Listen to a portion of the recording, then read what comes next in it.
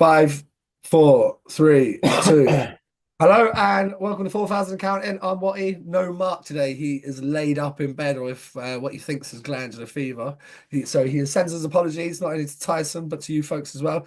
Ladies and gents, Tyson McLellan from the Glasgow clan is joining the show today. Tyson, thanks for joining, buddy. Yeah, thanks for having me. So let's just get into the current affairs. Two games this weekend, two shootout defeats. I mean, you're still picking up points in both games, but you must be disappointed. I see you had a chance to win it in OT with a penalty shot, and like just didn't get the breaks this weekend, and then run into a very, very good Shane Owen up in Fife. Yeah, it was not what we were looking for. We'd won six in a row coming into the weekend, so we are feeling good. And Coventry on Saturday, they're kind of a feisty team. We were up, and they found a way to come back, and it was actually a really good hockey game. And then against Fife, Shane Owen stood on his head, and it was not the results we wanted, but coming out of the weekend, get 2 points. It's I guess bittersweet. Just checking the standings right now as we speak. Obviously, we're at the business end of the season. Yeah, picking up 2.6, you boys on 41 points. You got a couple of games on hand in both the Blaze who are in front of you and the Flames both on 41 points. You're 6 points back of them, but you're also three clear of Dundee with a couple of extra games to play. Obviously, it's a rush for that top eight now. How Yeah, important is it definitely. just going to be getting a point every time you're out there? Like Yeah, even if definitely. it is a fuck it, even if you lose, like still 2 point weekend on the back of six wins as well. Like it's a good chunk of points in the last like eight, 9 games here. Yeah, it is. It's we've we've for the most part we feel like we played well this year. We struggled off the bat.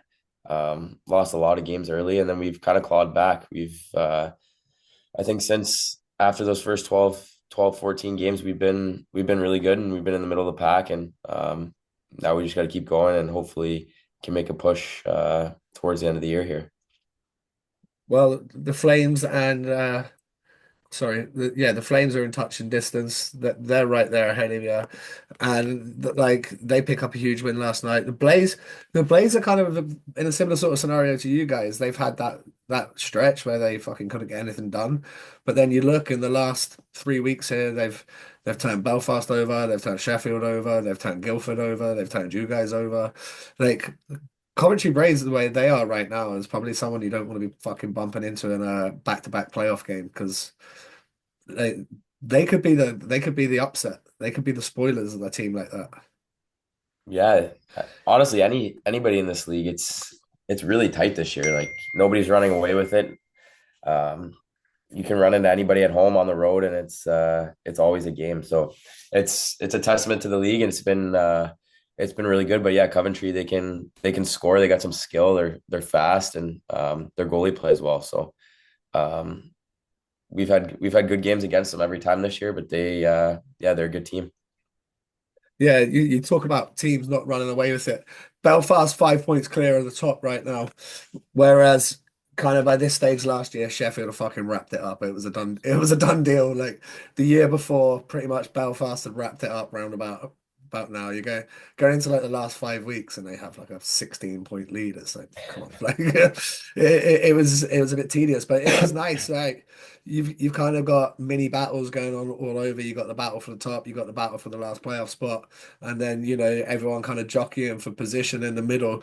You guys, again, if you can get another little run like you had there over the last 6, 8 games, you're going to bounce up the standings for sure. Yeah, 100%. That's the plan, and that's the goal going forward here. And we're happy with where our game's at. We're happy with where things are kind of coming together and kind of meshing. Everybody's used to the systems. It's kind of completely new team and everything this year. So it feels like it's coming together, and hopefully the last 15 games here we can put together a run and see what happens. Just looking at your remaining fixtures right now. So it starts this Friday. It's a big fucking weekend for you guys, big few games. So it starts Friday. You have the Cardiff Devils at home. Then you have that off day, and then you're in Belfast for an afternoon face off, and then you follow that up by a trip to the Panthers on Wednesday. So three out the top four. I don't know how. Obviously, you're playing for Corey now. Like, I don't know how he does it. I've played for lots of different coaches that do it lots of different ways. Some coaches like to just look at, you know, Friday, Sunday, the next two games. Some like to one. Sometimes at the start of the year, you break it into like blocks of five and blocks of 10. We need to have X amount of points by this stage. How does Corey do it? Are you guys looking at like this next chunk of three games, chunk of five games, just the Friday game? How does it work for you guys? We kind of just take it day by day. Try to get better every day and just see what's right in front of us. We think when you look too far ahead, you can kind of get caught up in what's coming and what might be there and kind of forget what's going on in the moment. So yeah, we're just focused on Friday in Cardiff, and we know that they've struggled a little bit here lately. So it's gonna be a team that's coming in that's looking for 2 points, and it's gonna be a battle. Yeah, like that wounded animal thing where you get them when they're caged and they're going through a bit of a ringer. At some point, at some point, the Devil's going to break out again. Like it's just going to happen. They're too good of a hockey team to be losing as many games as they have recently. I think that they might have that Continental Cup hangover. We saw Sheffield go through the. I think fans think we're bullshitting when we say that, but like when you've played 10 games more than everybody else, it's a lot of hockey games, and like the Steelers playing in the Champions League, like how intense those games are. I mean, it's not like you're playing bullshit teams 10 times. You're playing Sparta, you're Vaxo. There's all these big teams like Berlin. Um, with you guys looking at, I'm actually looking like I am looking further ahead because I just wanted to see what you got. You got, as I said, you got those three games there. Then you got the Storm, Steelers, and Blaze. Now that's that's like you needing 4 and 5 points out of those games because coming on the back of that, it's back to Belfast, Sheffield, Nottingham, Guildford. Like you guys have a very tough running, Yeah, we and do. you're gonna have to beat the big dogs if you want to chase down that middle pack there. Yeah, definitely. I think that's a good thing though. If we're gonna get ready for the playoffs, we're gonna have to play those teams.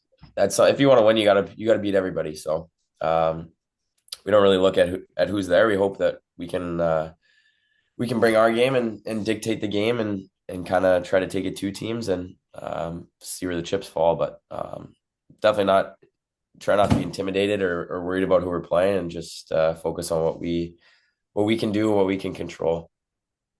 What sort of style of game is Corey trying to get you boys to play this year? Because when he was with Panthers for years and winning trophies for years, he's always pretty fucking strong at the back, very good defensively, and then he'd have some guys up front that they could put the puck in the net and they had some silky skills and they could move the puck.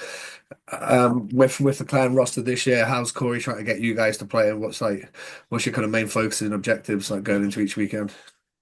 I think we just try to play fast. I think we have a lot of speed on our roster. We have a pretty big team as well.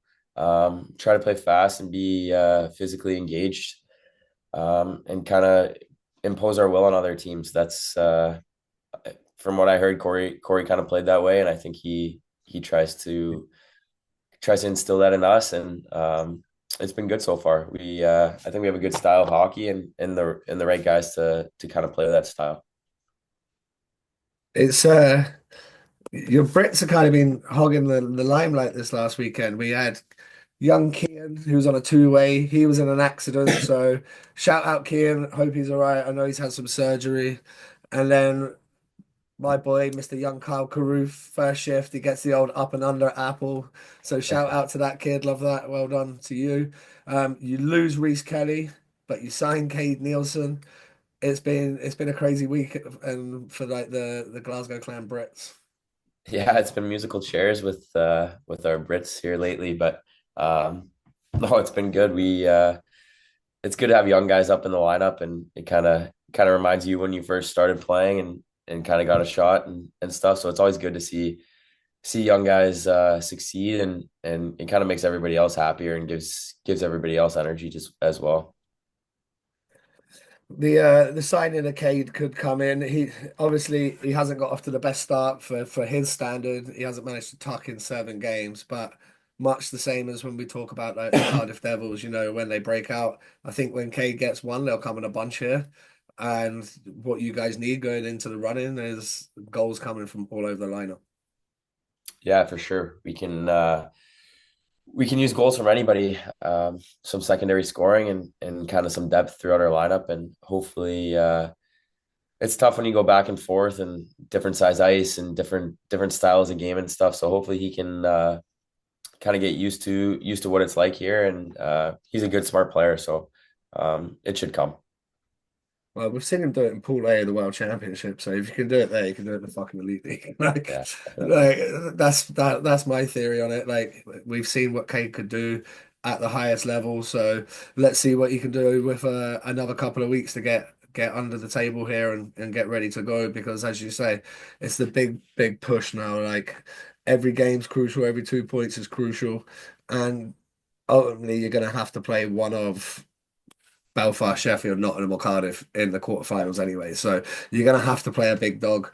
And what better preparation than just pretty much playing all of those guys the whole way out here? Exactly.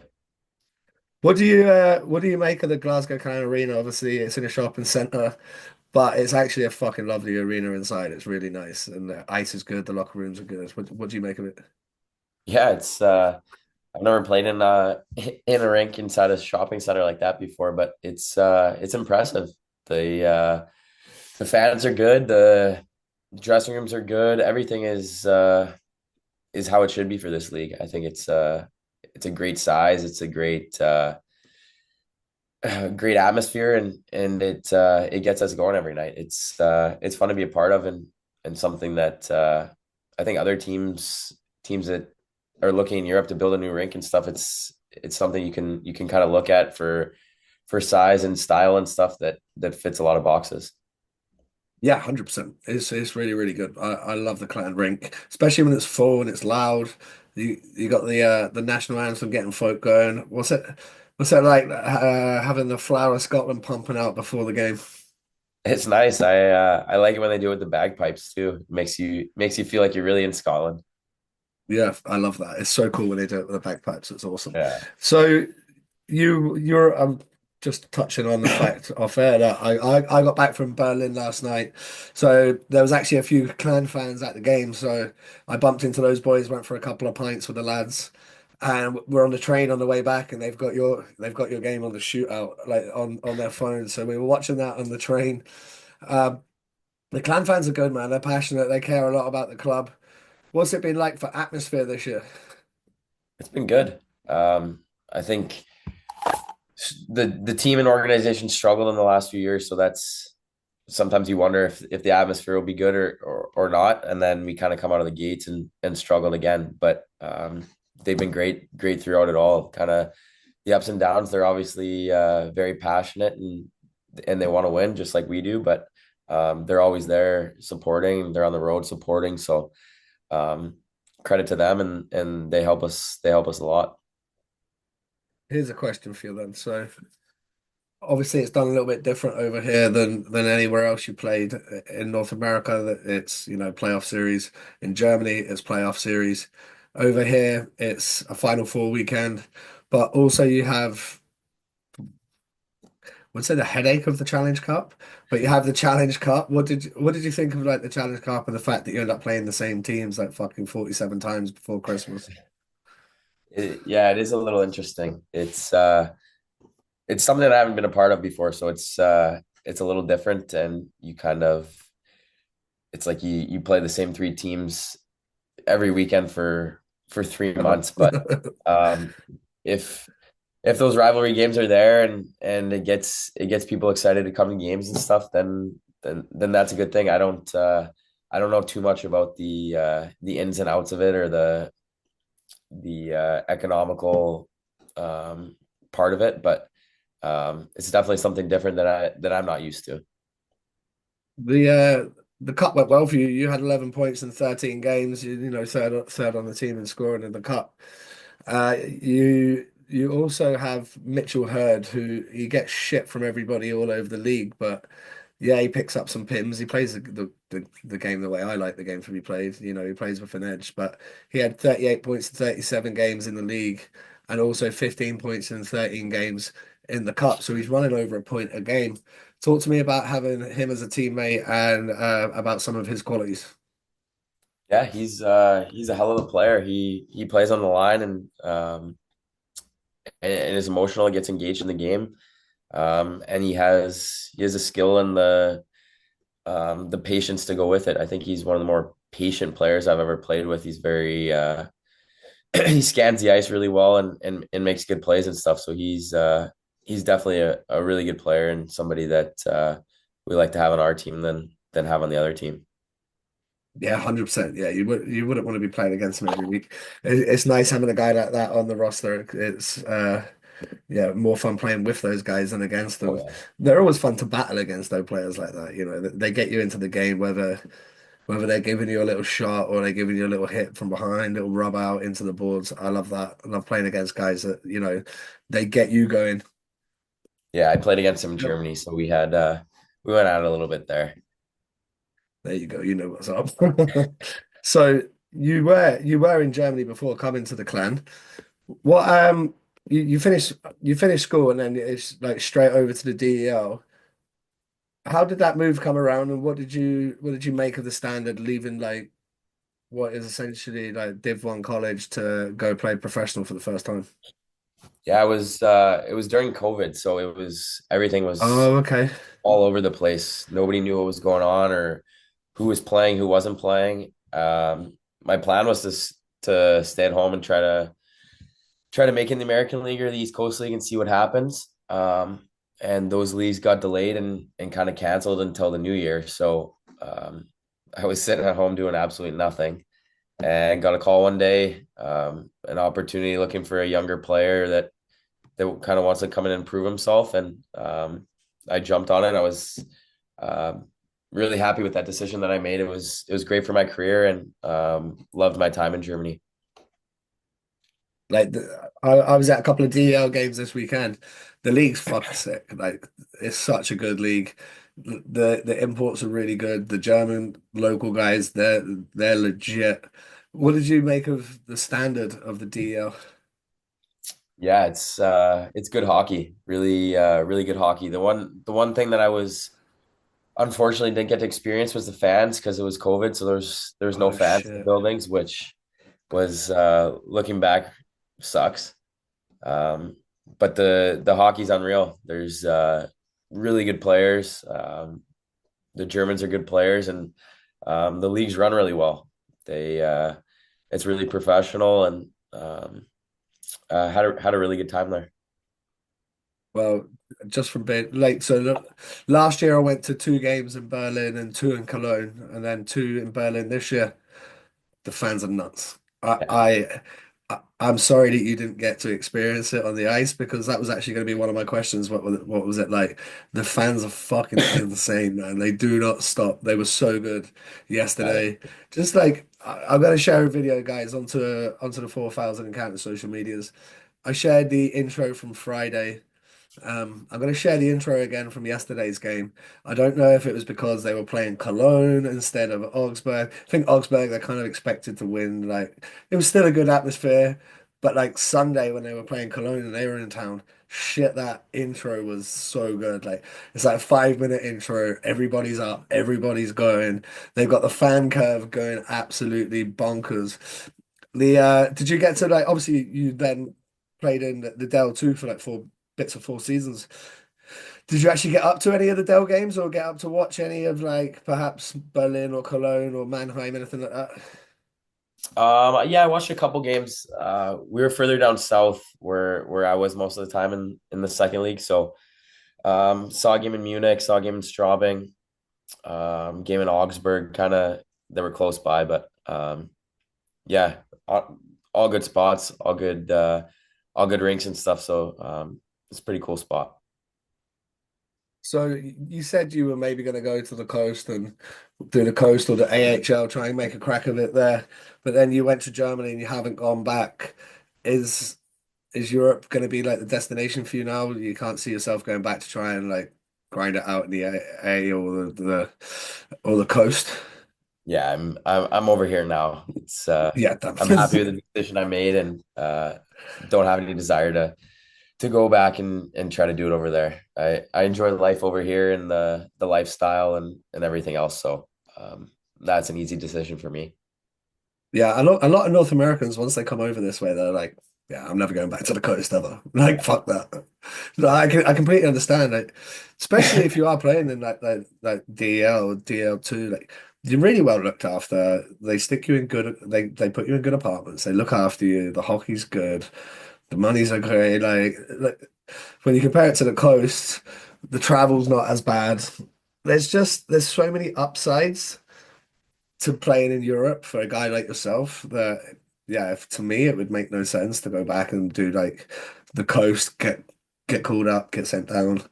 Like Yeah. I'm fucking living out of a backpack for your whole season. Like it's no fun for anybody.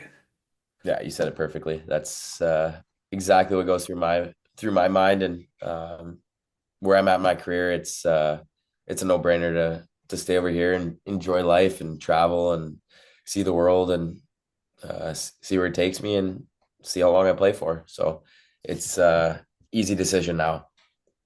Do you have a missus or anything like that? I do. I got married this summer, so she's here with me. That's what I She was works gonna ask. remotely, and honestly perfect setup for the both of us. That's what I was gonna ask because again, like if you get to like your sort of age now, you're mid to late 20s, early 30s, and you do have a missus, some guys have kids. It'd be hard to be like, right, tonight I'm playing in the coast, then I get called up and I'm fucking on a 7 game roadie, and then I get sent down and your missus and your kid like, what the fuck is going what's going on here? At least here, like if you sign for the clan, you're gonna play 52 games plus 117 Challenge Cup games, and then you know what I mean? But chances are most nights you're gonna be home, you're gonna be in your bed, like the occasional you're going to go to back, and you might have like one night in a hotel, but there's no like 7 game swings where you're on the road for 10 nights and anything like that. It's much more family orientated in that way. Exactly. Yeah, it's you know what you're getting, you know what you're getting into, and you're pretty much with the same group of guys the whole time too. It's not There's not 100 guys coming in and out and going here, going there. So it's I definitely think that it's a better lifestyle for people that are kind of at their stage of the career that I'm in. Obviously, you're a younger guy that's trying to cut it out and make a name for yourself. You could be in a different spot, but where I'm at in my life and in my career, it's I enjoy it and I wouldn't change it. So the big question that a lot of hockey fans will be asking is where does the EIHL compare to the DEL and the DEL2? For me personally, I think it's much more like the DL2. We've seen from the Champions Hockey League that the Steelers did compete with Berlin in a back-to-back series, so they're not the top dogs are not a million miles away. But like, obviously, for someone that's played in all three leagues, where would you kind of sit?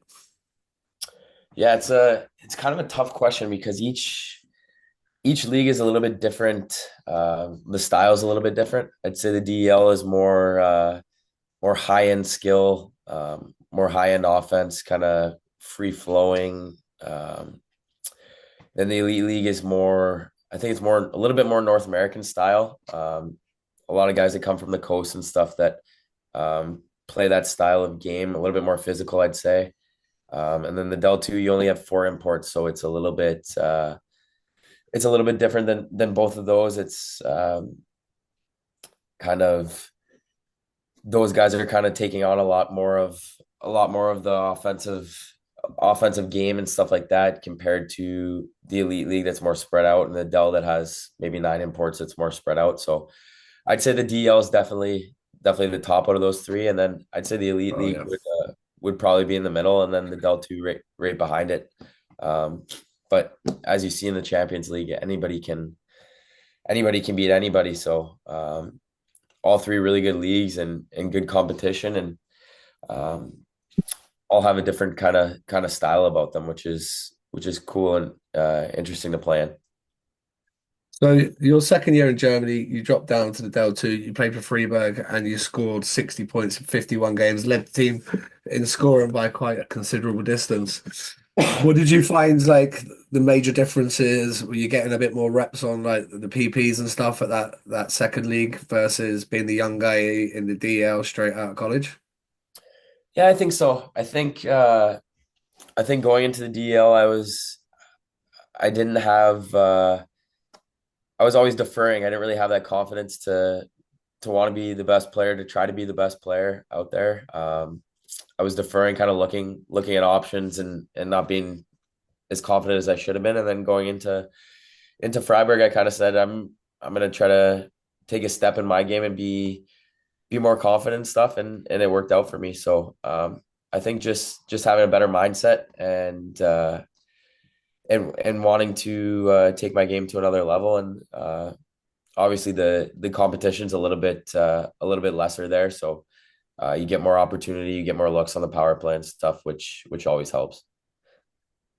The um the Del 2 came calling, but was there any more options to go elsewhere when you came out of the DL? Was there potential to go anywhere else in the Del or elsewhere across Europe?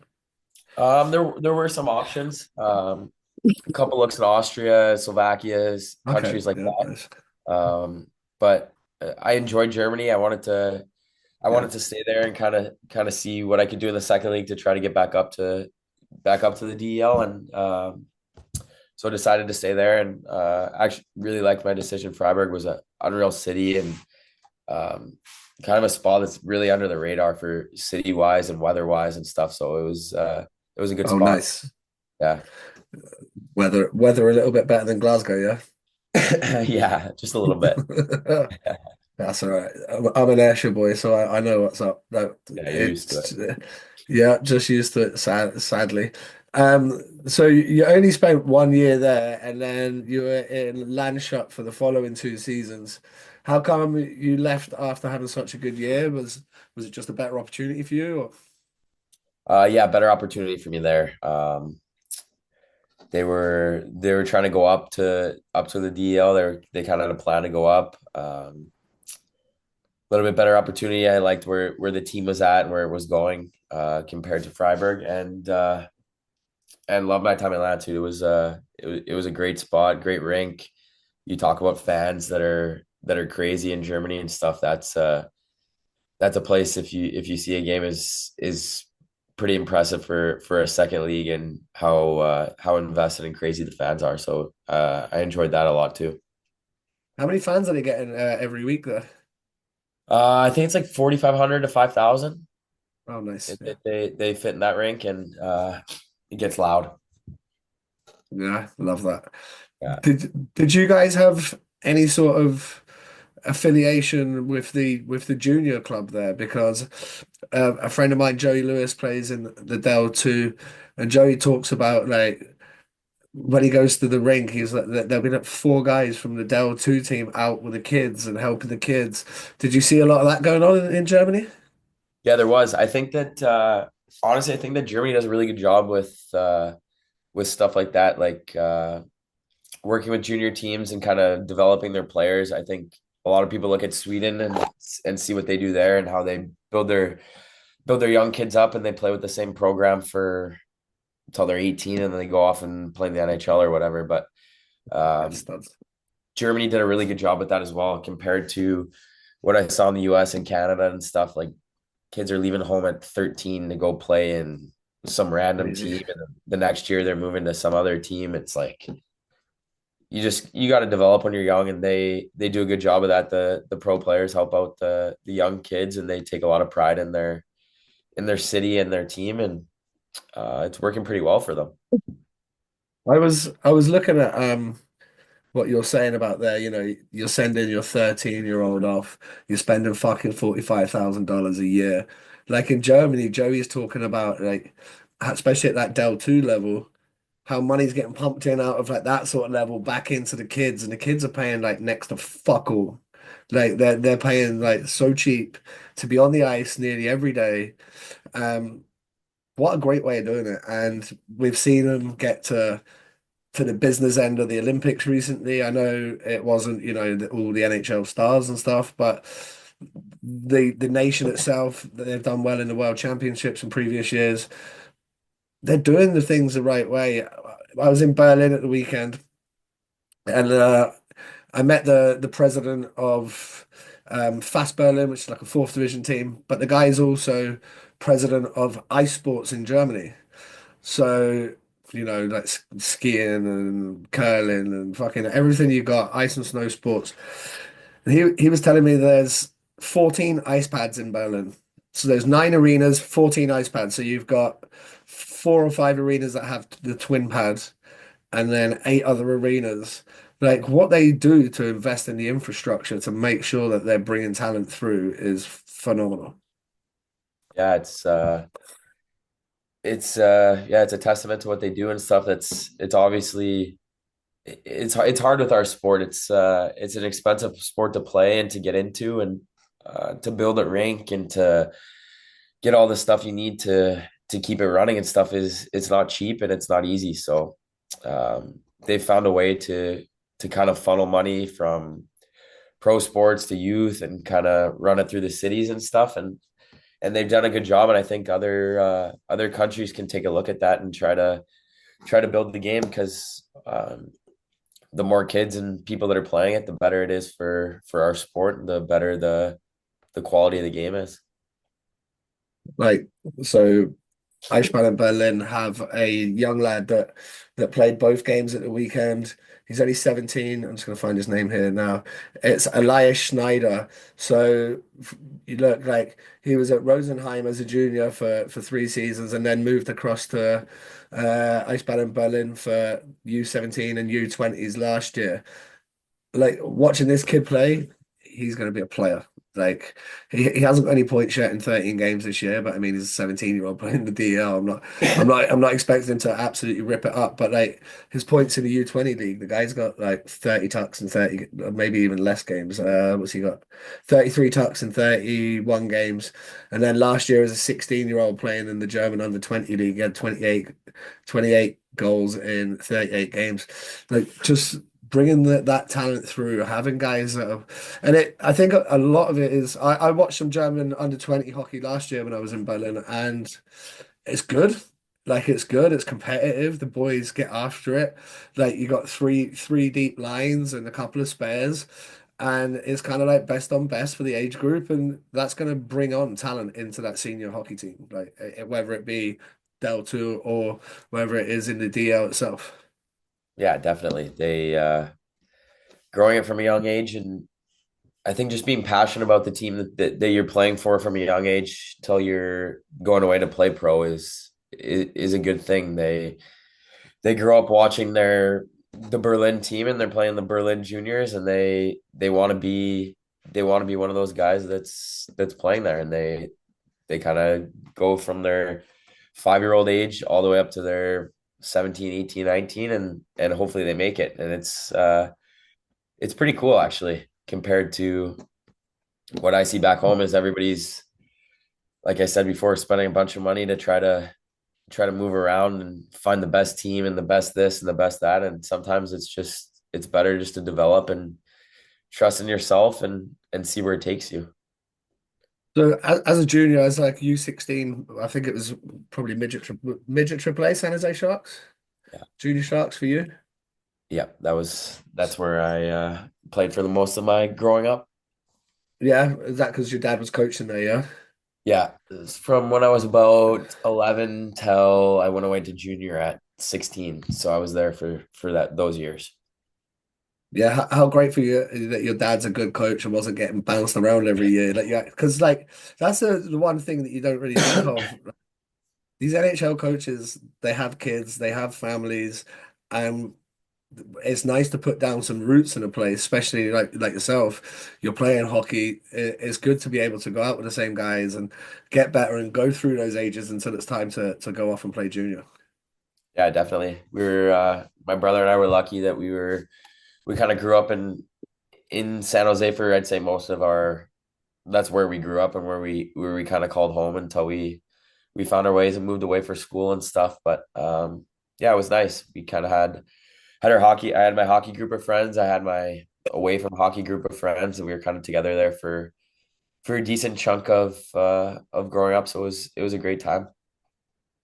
You went down the USHL route and you ended up with the Waterloo Blackhawks. How did it work for you? Did you make the team? Did you have to go try out? What happened? Uh, um, my 15-year-old year, I was drafted into the WHL and went to training camp there. And then after that, decided to go back for one more year junior or one more year of midget AAA. And the next year got drafted by Waterloo in USHL, went to their summer camp or main camp or whatever you call it, and made the team there. And that was the decision. It was pretty easy decision for me to do that. I wanted to go to college afterwards, so um, yeah, it was good. Looking through your roster there, you got a few guys that your first year that have gone on to be on like NHL contracts and stuff like Oh that. yeah, How was the jump up from midget AAA going into junior A? it was a big jump.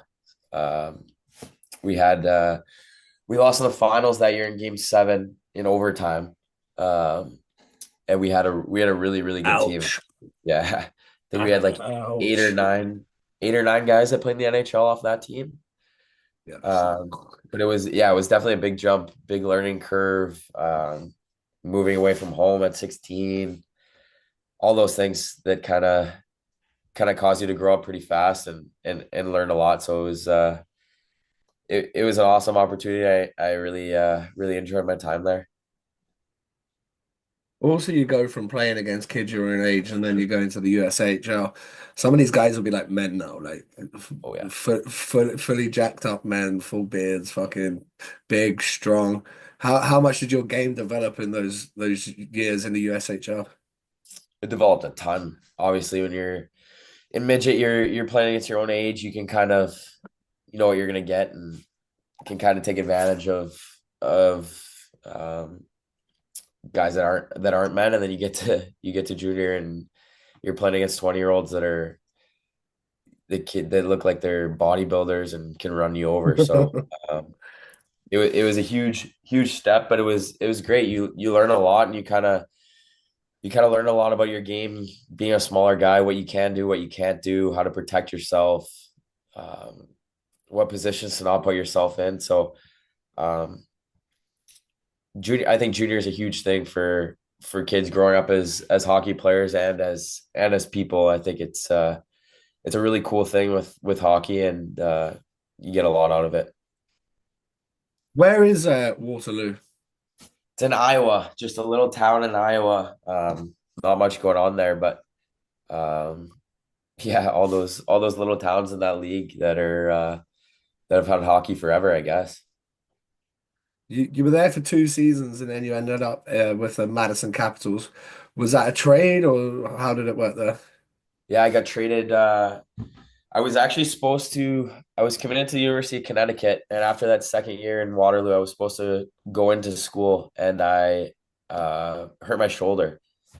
So I rehabbed the whole summer, and then went back the next year to play another year junior. I got traded kind of right after training camp to Madison, and ended up going there for one year.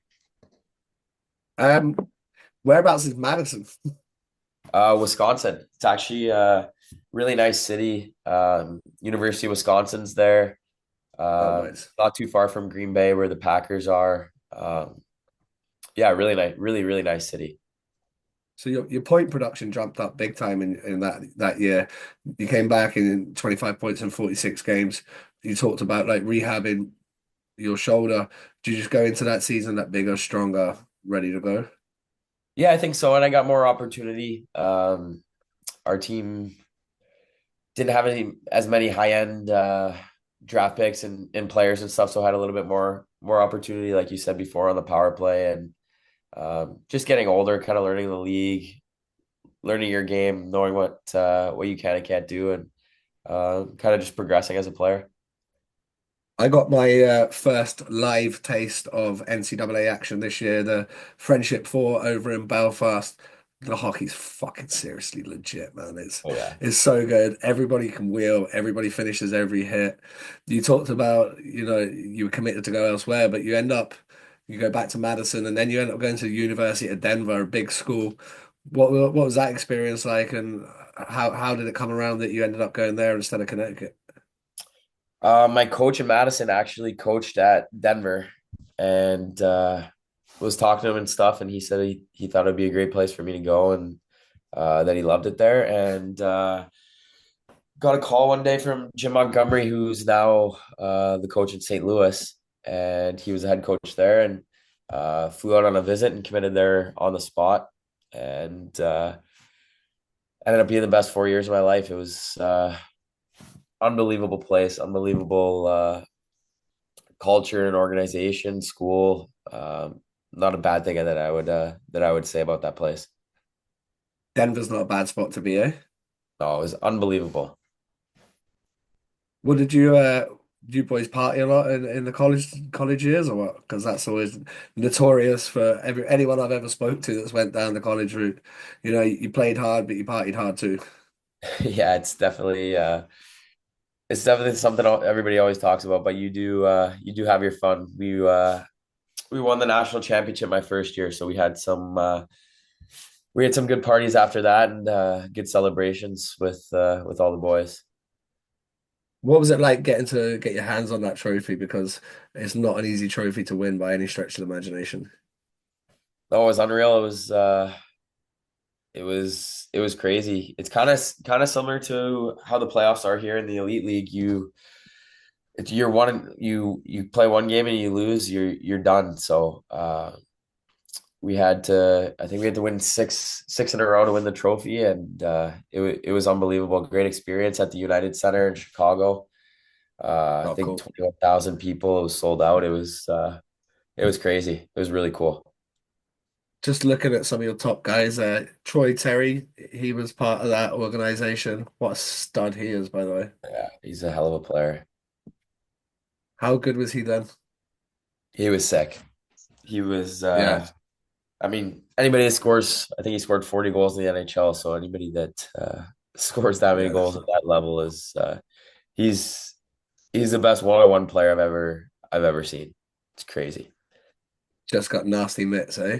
You can Crazy, dangle for crazy. days. Yeah. You can't get the Yeah, puck from yeah. him. He's got quite like a good reach on him as well. Like you watch the way he shoots the puck and stuff. Yeah, just a stud. So that was your first year. How did the playoffs go in the following three seasons for you guys? The second year we lost in the round of eight, I think, the final eight. Right. Then the third year we lost in the semifinals and overtime to Kale McCarr's team.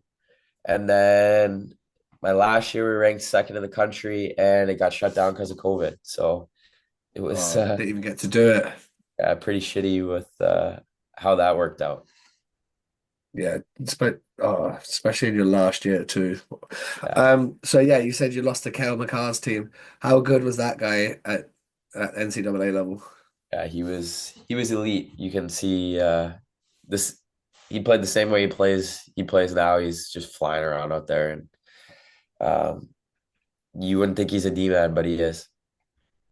Yeah, you would see a lot of the highlights coming out like right back from his NCAA days, and you was thinking this guy's going to be money. He's gone into the NHL, and as you said, he just does exactly the same thing just against NHL guys. He makes the game look too easy. Yeah, it's crazy. You like people are like, oh, I don't know if it'll translate to that level. I don't know if he'll be that good. And he's honestly probably better because he's playing with McKinnon Better and guys, yeah. players that are that good. It's impressive. Speaking of McKinnon, how good was the Four Nations, by the way? Yeah, it was unreal. It's huge for a game. I think the amount of people that weren't watching hockey or didn't know what it was about, and then kind of saw highlights or clips or just heard people talking about it. So it's it's huge for our game. It's pretty cool. Yeah, it was really cool. It's way better than watching some influencer shoot a puck over the fucking beach into an empty net for All-Star game weekend. And I might give me these guys battling it out and going tooth and nail every step of the way. And it was Canada, America. From ratings wise and TV wise, I don't think it could have worked out any better for the NHL. That's how it worked. Yeah. Having those boys battle it out twice. That first 10 seconds of the first game was probably the most fun I've had watching hockey in fucking 10 years. Yeah. Just get some people engaged. The Kachuk brothers are something else. It was Oh, cool to I see love them. them. Just got all the fans going crazy. Well, I'm a Tampa fan, and even I still love. I mean, Florida, one of our rivals, but I mean, I would take Matty and Brady on my fucking team every day of the week, and I'm pretty sure every coach in the NHL right now is going, "How do I get those two guys on my roster?" Yeah, they're hot commodities right now for sure. They're emotional. They play with everything they got. It's cool to see. It's also cool to see like a bit of the chirping and stuff that's going like Marchie's responding, Sam Bennett's responding, like they're putting the pictures up of the group chat, they're giving it to each other in the press. Like obviously it's a completely different sport, but like UFC, we see the guys that battle against each other. They're putting little digs in at each other and they're growing it. It's never gone too far, but it's got just enough fuck you about it that it perks your interest. And for hockey like fans around the world, it's great to see it. Yeah, that's hockey. That's how it should be played. It's an emotional game, and you can take matters in your own hands to help swing momentum or change a game. And uh, I think it's good when guys are going back and forth and getting emotional and being involved. But yeah, in the end of the day, it's good for the game, and it makes the game grow, and it's going to help everybody that's involved with it. You touched on how much your game improved from midget AAA to junior A. What about from junior A to the end of your 4 years in Denver? How much your game improved during that spell? Yeah, it improved a lot again. Kind of was in a little bit different of a role in college. I was kind of a shutdown guy, penalty killer, um, kind of played against the other team's top line. So I learned a lot about that side of the game and how to play the right way and how to be smart and shut other guys down. So it was definitely a really good experience for me and helped kind of round out my game, I think. Saw it from a different perspective and took pride in other details that maybe I wouldn't have before that. And it's always fun when you're winning, and we won a lot of games in that time. It makes you more ready for that pro game, as you say. Like it's fine being the guy that's always getting the goals and always on the PP, and now you're having to make sure you're the first guy back on back check. You're having to eat pucks on the penalty kill. Like all the different aspects of the game that are going to get you ready to be a professional hockey player. Yeah, exactly. And you have to take a lot of pride in those things, I think, to be able to play for a long time and get your coach to trust you and want to put you out there. So yeah, definitely good things for me to experience and see. And I think anytime you can have a rounded game, it's good for everybody involved. I was uh, I was just looking through some of the old man statistics here. I hadn't realized that he went out and played in Holland way back in the 90s. What does he tell you about that experience? Because that's a bit left field. I didn't know that at all.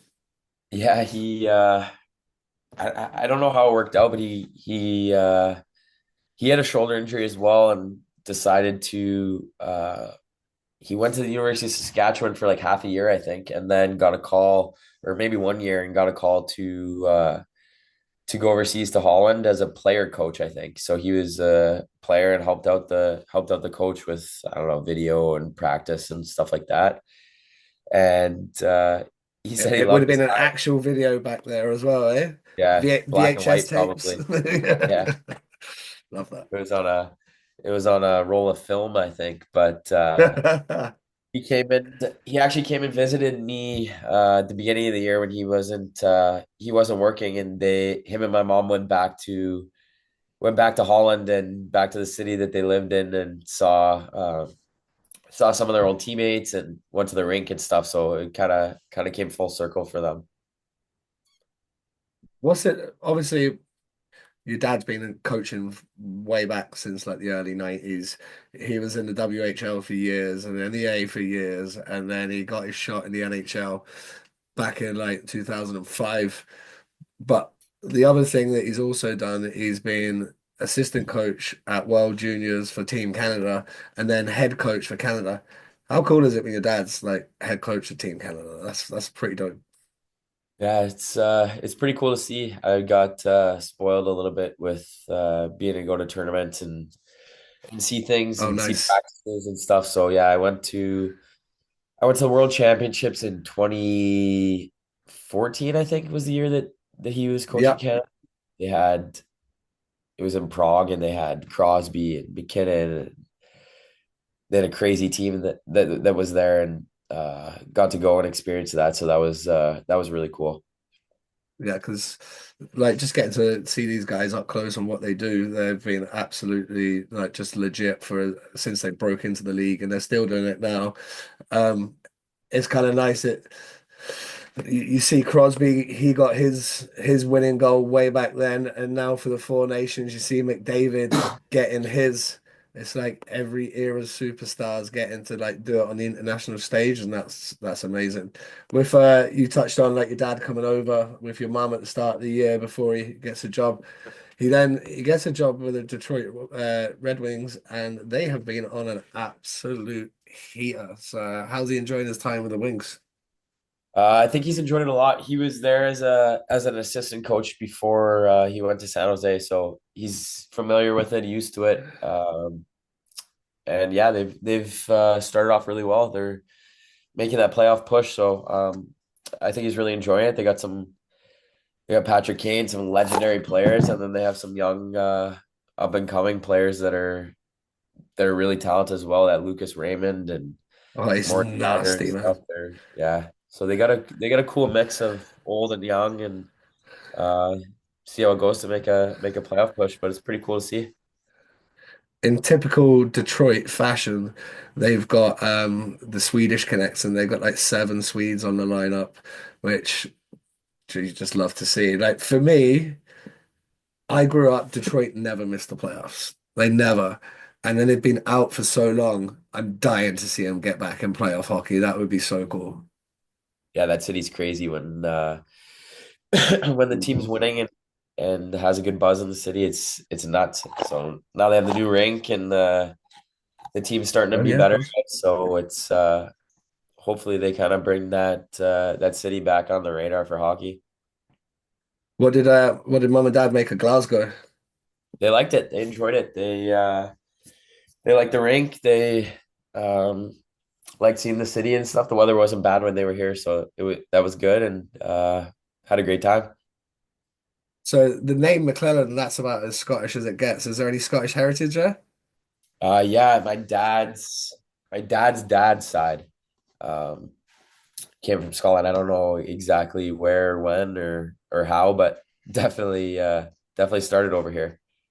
Yeah, like saying that, like a lot of North Americans, they do have that connection to either Scotland, Ireland, wherever it may be, Yeah. with with the way it goes, with everyone moving back and emigrating over to to North America back in the day. Can't blame them because they get to leave the weather behind. But depending on where you move, because there's a few places in North America that rain just as much as Scotland. Oh yeah, it's like that everywhere. Yeah. What what was it like in Germany? So like this weekend I arrived in Germany and it was like a foot of snow on the Friday. It's like 15 degrees and sunny on the Saturday, and it was pissing down with rain on the Sunday. I was like, we had all the seasons in about 48 hours. I got lucky because the all the spots I was in were in the south, and honestly, not bad weather at all. Lots of sun, not much snow, but I think it just depends where you're at. I think the further north you go, you can gets pretty gray and gloomy and snowy. So I lucked out, I think. Yeah, happy days. So I'm touching on off air. You're in Scotland. You're a hockey player. I asked, do you golf? You do golf. Like, what's it like golfing with the clan boys? Any sticks? Any boys like legit out there? Yeah, it's great. We had some good competition. A lot of guys that are good players. Jameson's a good player. Lakovitz is a good player. Um, Does we Lacko got golf lefty? yeah, he does. Yeah, he does. We got Simone Dupre on the golf train now. He wasn't a big golfer. Now he's the biggest golfer I've ever seen in my life. Got It'd the be bug. pouring rain. He's wanting to go play. So we got a lot of guys that like it, and it's not a bad country to have that sport in. Oh wow, yeah. Like you're spoiled for choice up the road. Like there's so many good courses in Scotland. Did you play in Germany at all? What was golf like out there? It's not as big, no. I played a couple times, but it's not like at least where I was, it wasn't like traditional golf courses like some smaller courses, like little tracks with par threes, par fours, but definitely not the traditional golf like it is here. Yeah, it's crazy in Scotland. They love it. Yeah. You excuse me. You've had pretty good points so far, 31 points in 40 games. You happy with the way it's turned out in like point production wise and having that more easy for me to say offensive role? Yeah, I have. I had a little bit of a spell the last month where I wasn't crazy happy with my game, but say for the most part of the year I've been happy with it, been getting a lot of chances and got to find a way to bury a few more, but yeah, happy with it. I like our line that we've played with, got a lot of chemistry with Yuli and Finley. They're two really good players, so not much to complain about there. You tucked one last night, eh? Yeah, Yeah, had there you go. had one there, and unfortunately couldn't find another one to beat Fife. Yeah, Fife have been weird this year. They're really not been at the races, but on any given night, Shane Owen can win you a hockey game. Yeah, he was standing on his head last night, that's for sure. What have you found like the standard of like the goaltending and the players in the elite league to be? I think it's really good. It seems like every night that we play, we run into a hot goalie. So the goalies have been really good, and obviously there's high end players in this league, and um, guys are coming here from spots that I'd say guys in the past wouldn't be coming from. You see guys coming from the Czech league or the DEL that have good resumes that want to come to this league now. So um, it's growing, and it's only going to keep getting better. So I think that's a good thing for the country and for the people involved. What do you guys do? I imagine Monday's a rest day for you boys today, is it? Yeah, we got a rest day today. We've had a lot of games recently, so and have a lot coming up. So get a lot of rest. I think a lot of guys are under the weather. Like seems like everybody's sick this the last couple weeks. So just get You healthy and haven't had any hopefully. vitamin D for 6 months, man. Yeah, I know. It's out right now, so I might have to go stand outside for a little bit later. Yeah, for sure. What does a rest day look like when you boys aren't banged up? You boys get together, you get some food, get some beers, or you go out, play some golf. What do you boys do? Yeah, depending on the weather, we like to go out and play around a golf. If not, just go grab lunch with a few guys, kind of low key, have a pint or two, and just get some rest, recover because it's a lot of games in this league. I didn't realize Yeah. with the Challenge Cup and stuff, it is a lot of games. It's like 668 or something like that by Yeah, the time all said and done before the playoff. So yeah, it's a good chunk of games. It's not too dissimilar to like an AHL, NHL kind of regular season. yeah. You see the 52 or 54, whatever it is in the regular season. You're like, oh, that's not bad, and then all of a sudden it's almost 70. So just taking care of the body, rest and recovering, and hopefully push it along the rest of the way. Have you guys got access to like a good gym up there? You got like strength coaches? How does it work? Yeah, we have two strength coaches, and we have a couple of gyms that we have access to. We have one down the street that is a good gym, and then there's a pool, a sauna, a steam room. So Oh, nice. Get the I'm big exec on going. the yeah, I'm big on the sauna. So I'm almost there every day. Yeah, I'm gonna hit a sauna today. Like that travel day yesterday kicked my ass. I'm just gonna lift some weights, get a sauna in. What does like gym training look like for you during the regular season? We go depending on the week. Usually a normal week, we'll work out Monday, Wednesday if we have practices those days. Just get a good lift in, nothing crazy heavy or anything, but just kind of try to maintain your strength, not lose anything, and a lot of rehab, stretching, and just trying to keep the body mobile and be able to last throughout the season. Yeah, because it's around about now. Certain guys' bodies starting breaking down a little bit. Oh yeah. You pick up those knocks, the knocks that you've been carrying all over Christmas. They come through, and then obviously the intensity ramps up because every 2 points now is playoff style hockey. It's a tough go to keep the body in check for an entire season. It's good to see that you guys doing that. What about like nutrition wise? Like, how strict are you? Do you follow like do you try and eat a certain amount of calories? Are you high on the protein? What's your diet look like?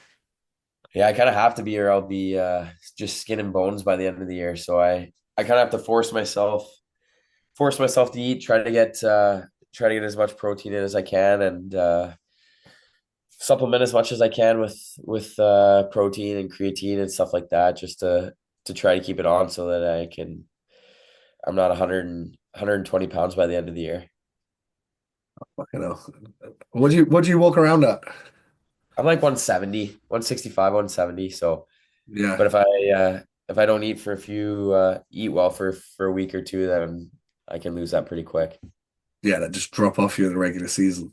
Yeah. Well, Scotland's notorious for deep fried fucking everything, Mars bars, pizzas, and have you boys got into any of that action? Have you tried any of the delicacies?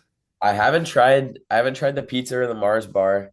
I tried the I tried the Iron Brew. I wasn't a big fan of Iron Brew. Ooh, my Um, favorite. My favorite. I What about know it's haggis? I've tried the haggis. It's okay. I'm not in love with it, but I don't hate it. Try to see what else there is. Yeah, the Iron Brew is not for me, unfortunately.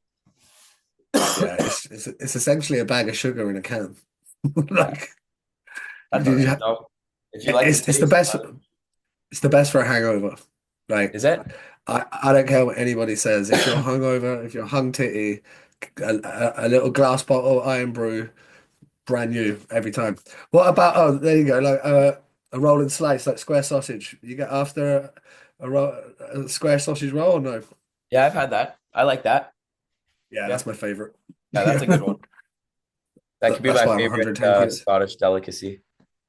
Yeah, I agree. And obviously being in England, you can't get it here. It sucks so bad. Like, Yeah, so if any of you Glasgow fans that are listening want to send me some slice, I would be very, very grateful. there you Like go. normally I have to wait for like because my mum and dad have got a place just up in Kilmarnock. All my family still live up there, so I normally have to wait for someone to be going from down here to go up to like Yeah. bring me all this stuff back. But yeah, so if any of you clan fans want to hook a brother up, it'd be good. And it's different on the West Coast than it is, say, in Fife. Oh yeah. Like cutting the meat and stuff like that is definitely better on the West Coast. Good to You know. you said before that you obviously you get to travel the world a bit, play some hockey. Have you done any traveling around Scotland other than like just the ice rinks? Have you got out and seen some bits? Tried to a little bit. Been to Edinburgh a couple times. Nice city. Just good to go for the day and stuff. We went on a hike in Loch Lomond Oh, that was nice. really nice. Um, and then I think after the year, try to venture up north and see some of the Highlands and maybe play a little golf up there and see that part of it because I've heard it's beautiful up there.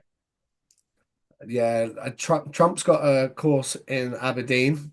That's I haven't played it, but it's supposed to be unbelievable. Yeah, Like just great. It's Scotland, man. You go anywhere, all the West Coast there. You've got Troon, you've got Prestwick, you've got the Gales. I mean, they're all in a stone's throw from Glasgow. They're not far at all. You get some good golf in the off season for sure. for sure. Yeah, looking forward to that once the season's over. The other thing that a lot of the imports tend to do when the season's over is from like years gone by, like get a trip to Spain, get a trip to Greece. Is anything like that on the cards for you? Yeah, I think it could be. We haven't had anything planned yet, but I'm never against going somewhere sunny and sitting on the beach. So it'd be pretty easy to twist my arm for that. Is that the growing up in Cali lifestyle, is it? Yeah, nothing wrong with the beach and the sun. Never complain about that. Yeah, there's so many good spots, and especially if you were to do it like either just with the boys or with the boys and the wives or Yeah, whatever. There's so many spots in Europe, especially just fly straight out of Glasgow. It's so easy. Three or four nights, nice and easy, not expensive. I yeah, it's mean, perfect. Europe's full of great spots. When you were in Germany, did you travel elsewhere in Europe at all? Yeah, we went on a lot of trips. Went to Spain, Paris, Amsterdam, and Amsterdam's a then spot. last November I think we had 7 or 8 days for November break last year. And we went to Dubai. It was unbelievable. So Oh, okay. seen some cool spots. It's so much easier to travel there from Europe than it is from North America, right? Oh yeah. It was like a 5 hour flight from back home. It's like a 14 hour flight or 15 hour Yeah, flight. So you have to do game it. changer. Yeah. We're coming to the end here, so I've got a couple more questions. What constitutes success for the clan in the closing stages here? I think getting into the playoffs and making a run for it. I think going to the year it was kind of a new team, a new system, new structure with everything. So nobody kind of knew where we'd be, but um, getting to the playoffs and surprising a few teams and see where it takes us. I think that's our goal, and we believe that we can be in with those top teams if we're playing our game. And finally, you touched on like the European thing's going to be kind of the way to go for you now. Are you starting to think about next year? Are you starting to think of is there any other spots across Europe that you would make, even if it's not next year, maybe a few years, any other countries that you would like to have a go at playing in? I haven't thought about it too much yet. We've been playing so much hockey, there hasn't been too much Yeah, time to think about that much stuff. But I don't know. There's everywhere in Europe is intriguing. Like Switzerland is obviously a really cool country, but Switzerland, Austria, there's a lot of places that I haven't been that seem like cool spots. But we'll see what happens. But I enjoy my time here as well. So um, you never know what happens, I guess.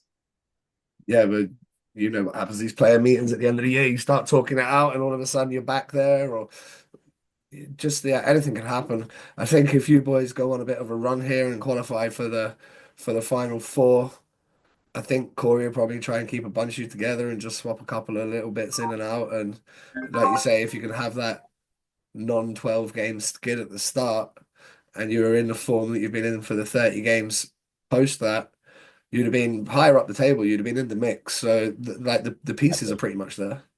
Exactly. We had a couple blips they kind of went on too long that we didn't want to happen. But besides that, I think we put together a pretty good year, and hopefully keep that momentum going and surprise some people.